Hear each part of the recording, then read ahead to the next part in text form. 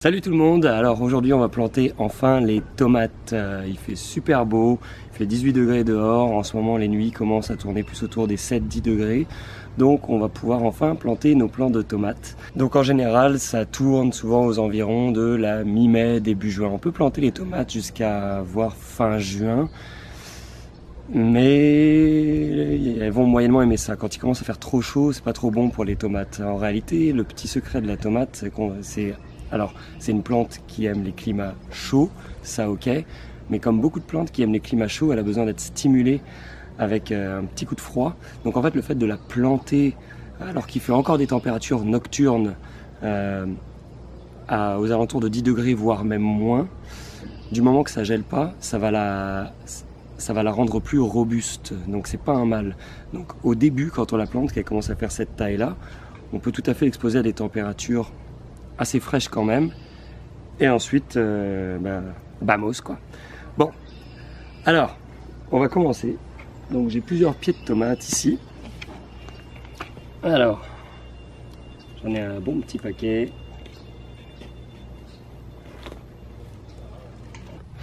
Je les avais donc repiqués. Alors la tomate, on voit qu'elle a des poils tout du long ici. Tous ces poils là, ça va être, c'est ce qui va faire des racines si on les enterre. Quand on parle tomate, on pense racines. Corneille, Molière, Racine. Il l'avait quand même le nom, hein. Jean Racine. On va faire un petit emplacement de choix. Plein nord. Non, bien sûr que non. Le truc c'est, alors il y en a qui disent qu'il faut la mettre couchée, ou d'autres vont dire qu'il faut juste l'enfoncer profondément. Peu importe, le principal c'est ce que je disais, c'est qu'elle développe un maximum de racines, donc il faut enfoncer au moins la moitié de la tige. Je vais mettre un petit terreau dans le fond.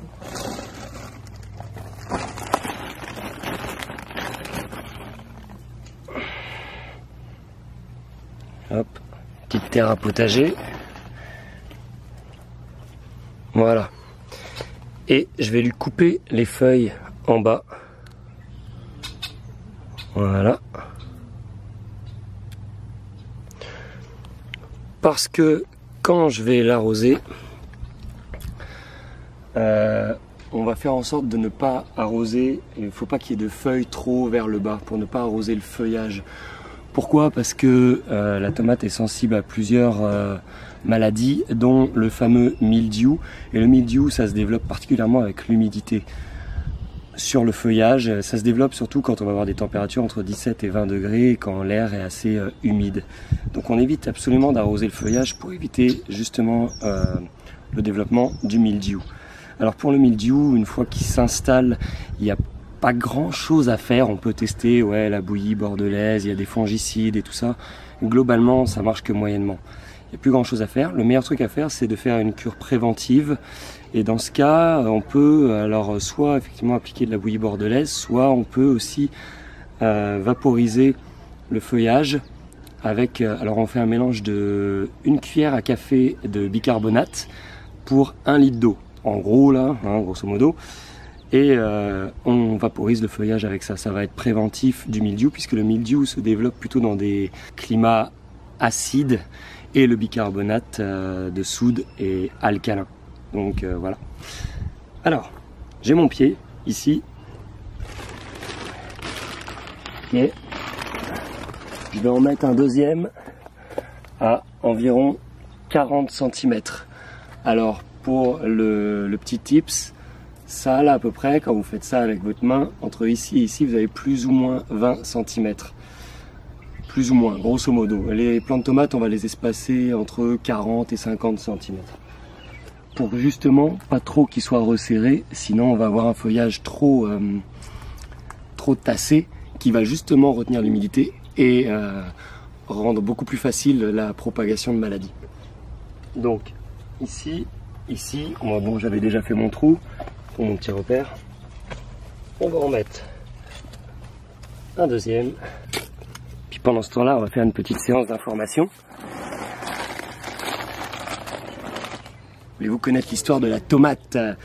La tomate, les ancêtres des plantes de tomates actuelles qu'on connaît ont été découverts en Antarctique, pour la petite histoire.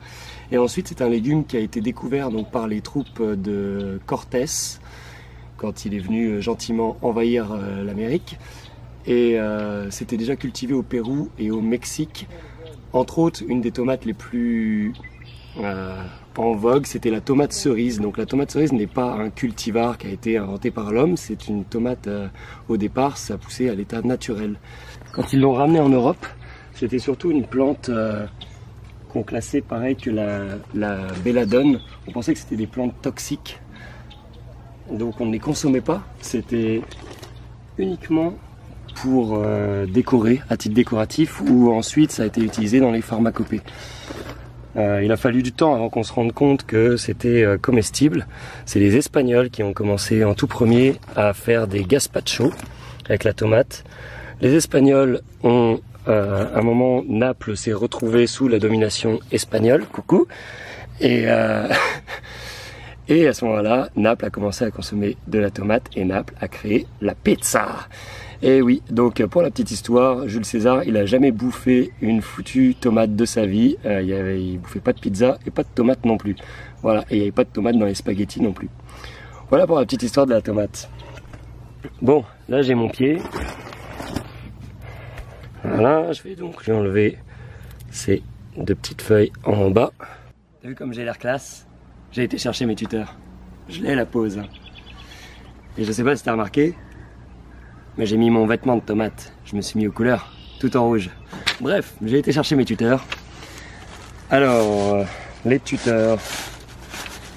Le tuteur, c'est celui qui sert à dire tut tut tut à la tomate quand elle se barre un peu trop en live. Reviens dans l'axe.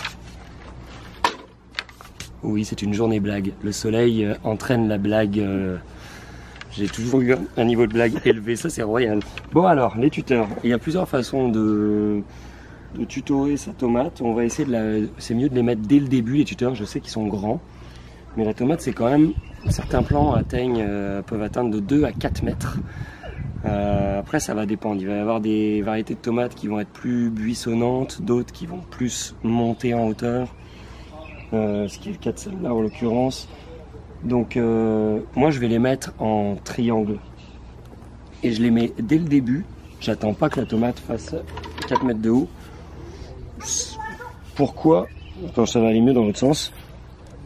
Pourquoi? Bah on pourrait en fait attendre, mais moi j'essaye de pas abîmer les racines de la tomate, donc je le plante tout de suite, à peu près dans le milieu, plus ou moins. Après je rattacherai donc des parties de ma tomate comme je peux autour de ça pour qu'elle évolue à peu près droit. Voilà, après il n'y a pas de science exacte non plus, hein, on se calme, c'est juste 3 bouts de bois plantés dans la terre. Hop, voilà. On va faire l'autre.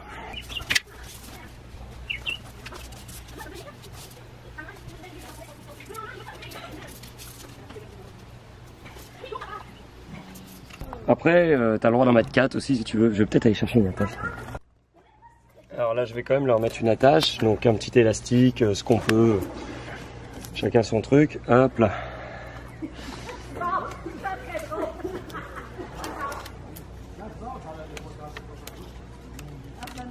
Alors maintenant, je vais arroser mes tomates impérativement. Je viens de les transplanter. Il faudrait pas qu'elles n'aiment pas trop ça là, donc je les arrose abondamment, comme toute plante qu'on transplante. Faut pas avoir peur.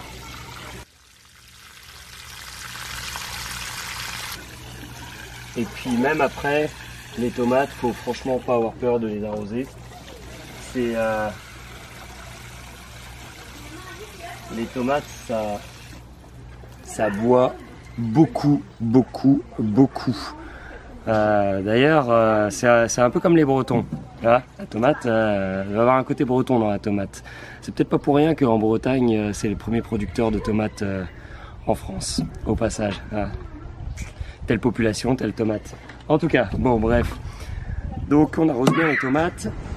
Ensuite, quand les températures vont commencer à passer au-dessus des 10 degrés nocturnes, donc je pense d'ici une semaine, à mon avis ça va aller très vite, je planterai des légumineuses, donc notamment là j'ai du soja, parce qu'il faut savoir que toutes les légumineuses ont un rôle, ça fixe l'azote dans le sol, donc c'est toujours très bon d'aller mettre des plantes qui fixent l'azote à côté de vos autres plants. Donc pour aujourd'hui on va s'arrêter là, enfin moi en tout cas je vais continuer à planter mes autres plants de tomates parce que j'en ai un gros paquet. Et puis moi je vous dis, vous avez vu, j'ai mes petits bleuets ici. Comment ça bourgeonner. C'est bon les bleuets. On des myrtilles hein, pour les Français. Qu'est-ce que je dis? Oui, bah moi je vais m'arrêter là, je vais planter mes autres plants de tomates. Et puis moi je vous dis bien sûr à très vite pour peut-être pour le soja ou je sais pas trop. Voilà. En tout cas je vous souhaite une super belle journée et puis à très vite. Bye!